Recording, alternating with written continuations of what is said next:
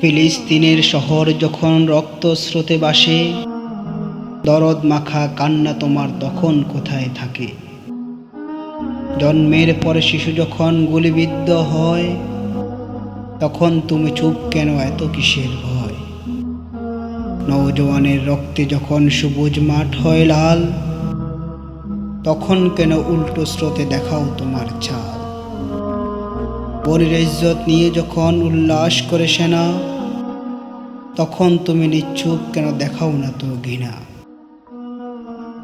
বিদ্যা মায়ের লাশটি যখন পায় না খুঁজে কবর, মানবতার পক্ষে তখন আসে না কেন খবর?